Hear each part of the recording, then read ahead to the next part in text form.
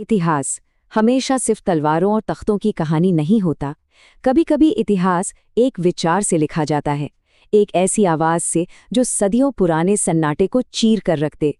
आज हम बात करेंगे भारत की आत्मा में हुई एक ऐसी ही क्रांति की, एक ऐसी लड़ाई जो हथियारों से नहीं बल्कि प्रेम और कविता के दम पर लड़ी गई। जरा कल्पना कीजिए उस दौर की। सोचिए, बड़े बड़े विशाल मंदिर तो हैं, लेकिन ऐसा लगता है जैसे ईश्वर बहुत दूर है। ज्ञान है, बिल्कुल है, लेकिन वो ना कुछ चुनिंदा लोगों की तिजोरी में बंद पड़ा है। और समाज समाज तो जातियों की ऊंची ऊंची मजबूत दीवारों में बटा हुआ है। अब ऐसे में एक आम इंसान क्या करे, कहाँ जाए? बस इसी सवाल के जवाब से हमारी कहानी की शुरुआत होती है। तो हमारी कहानी शुरू होती है 7वीं सदी के दक्षिण भारत से। जरा उस जगह को इमेजिन कीजिए, जहां एक तरफ तो भव्य मंदिर हैं, उनकी छाया है, लेकिन उसी छाया के ठीक नीचे समाज के बहुत ही कठोर नियम भी पल रहे हैं। और इन्हीं गलियों से एक नई रोशनी फूटने वाली थी। और पता है सबसे दिलचस्प बात क्या है? इस क्रांति का बिगुल किसी राजा ने नहीं फूका, ना ही किसी बड़े दार्शनिक ने। अरे इसकी शुरुआत तो उन संत कवियों ने की जो बस हाथ में एक तारा लिए गांव-गांव गली-गली घूमते थे और अपने ईश्वर के लिए दीवानगी से भरे गीत गाते थे। ये थे आलवार और नयनार। आलवार जो विष्णु के प्रेम में डूबे हुए थे और नयनार जो शिव के दीवाने थे। और इन्होंने एक ऐसा काम किया जो उस जमाने में रेवोल्यूशनरी था। इन्होंने ईश्वर से बात करने के लिए संस्कृत को, जो कि सिर्फ विद्वानों की भाषा थी, उसे छोड़ दिया और चुना किसे? लोगों की अपनी भाषा तमिल को। इनका कहना सीधा था, भगवान को पाने के लिए बड़े बड़े यज्ञों की जरूरत नहीं है, बस सच्चे दिल से निकला एक आंसू ही काफी है। ये एक तरह का इमोशनल विद्रोह था। लेकिन देखिए, सिर्फ भावनाओं से, सिर्फ इमोशन से कोई क्रांति पूरी नहीं हो सकती। इस प्रेम की लहर को एक मजबूत फिलोसॉफिकल बेस चाहिए था, एक ऐसी दार्शनिक रीढ़ की हड्डी जो सदियों पुरानी व्यवस्था की जड़ों को हिलाकर रख दे। तो अब वक्त था ज्ञान के एक महासंग्राम का। और इस भक्ति की लहर को दर्शन का सहारा देने के लिए एक के बाद एक कई महान विचारक सामने आए। अब देखिए, रामानुज की वैचारिक क्रांति से लेकर आगे चलकर रामानंद के सामाजिक आंदोलन तक, हर एक ने इस ज्वाला को और भी ज्यादा प्रचंड बनाया। और इस वैचारिक संग्राम के जो महानायक थे वो थे रामानुजाचार्य। 11वीं सदी में जन्मे रामानुज असल में वो दिमाग थे, वो माइंड थे, जिन्होंने भक्ति की इस दीवानगी को एक ठोस, एक सिस्टमैटिक फिलॉसफी में बदल दिया। तो रामानुज ने दिया विशिष्टा द्वैत का सिद्धांत। अब ये सुनने में बड़ा भारी शब्द लगता है ना, लेकिन आसान शब्दों में इसका मतलब समझिए।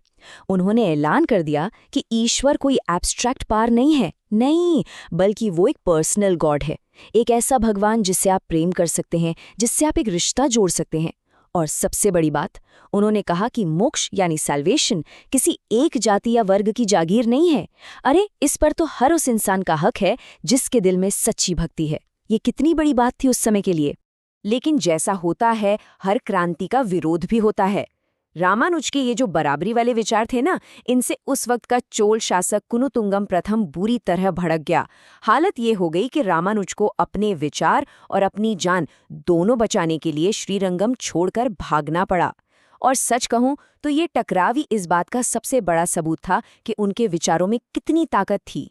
तो अब दक्षिण की जमीन पर यह विचार अपनी जड़ें मजबूत कर चुका था और अब ये अपनी सबसे बड़ी, सबसे महान यात्रा के लिए तैयार था। दक्कन के पठार और विंध्य के पहाड़ों को पार करके इसे पहुंचना था उत्तर भारत के विशाल मैदानों तक, गंगा के किनारे तक। तो देखिए, भक्ति का ये जो बीज था वो बोया गया था दक्षिण में, वहीं पला बड़ा। लेकिन इस आइडिया को पूरे भारत की आत्मा तक पहुंचाना था। इसके लिए एक पुल की जरूरत थी, एक ब्रिज की, और वो ब्रिज बने संत रामानंद। रामानंद, जिनका जन्म प्रयागराज में हुआ था, वो रामानुज की ही स्पिरिचुअल परंपरा में 5वीं पीढ़ी के संत थे। और उन्होंने दक्षिण से मिले इस ज्ञान को उत्तर की जमीन तक ले जाने का जो ऐतिहासिक काम था, इसे अपने कंधों पर उठा लिया। और नॉर्थ में पहुंचकर रामानंद ने जो काम किया वो शायद सबसे बड़ा क्रांतिकारी काम था। उन्होंने क्या किया?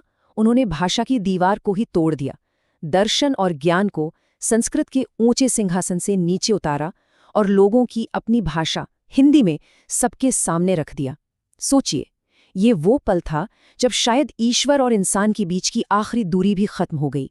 और फिर क्या था, जैसे ही ये विचार उत्तर भारत की जमीन पर पहुंचा, खासकर काशी की गलियों में, तो मानो एक सामाजिक और आध्यात्मिक विस्फोट हो गया, एक धमाका। अब ये आंदोलन सिर्फ कुछ संतों का नहीं रहा था, नहीं, ये तो आम जनता की आवाज बन चुका था। रामानंद का ये जो एक वाक्य है ना, जाति पाति पूछे न कोई, हरि का भजे सो हरि का होए, ये इस पूरी क्रांति का मैनिफेस्टो था, घोषणा पत्र। जाति व्यवस्था पर इससे सीधा और इससे शक्तिशाली प्रहार हो ही नहीं सकता था।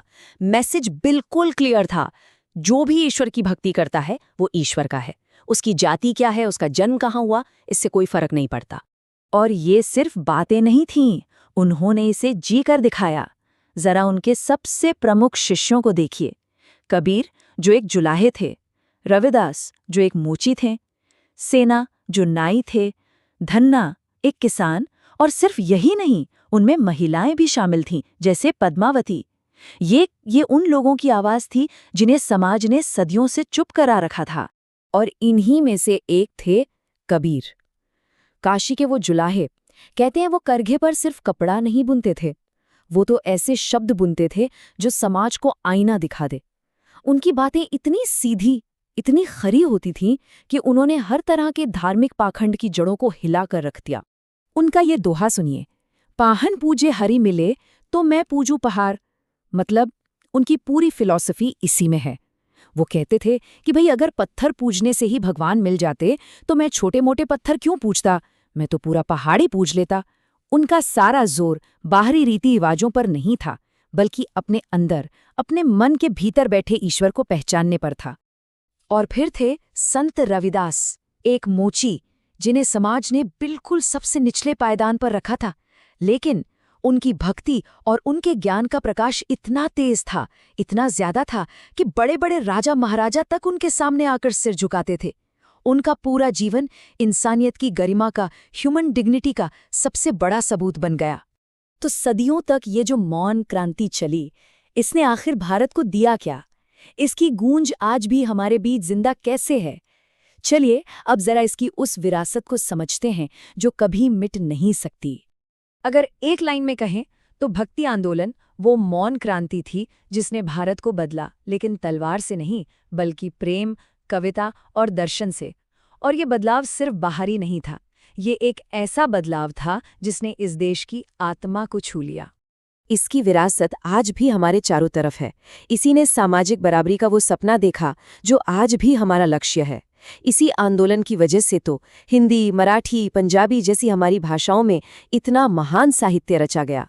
इसने हमें सिखाया कि स्पिरिचुअलिटी का रास्ता बहुत पर्सनल, बहुत इमोशनल भी हो सकता है। और इसका जो प्रेम और एकता का संदेश था, उसने तो आने वाली न जाने कितनी पीढ़ियों को रोशनी दिखाई।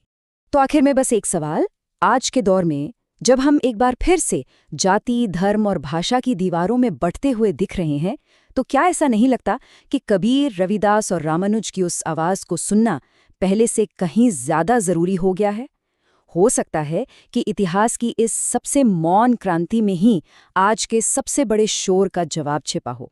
इस पर सोचिएगा जरूर।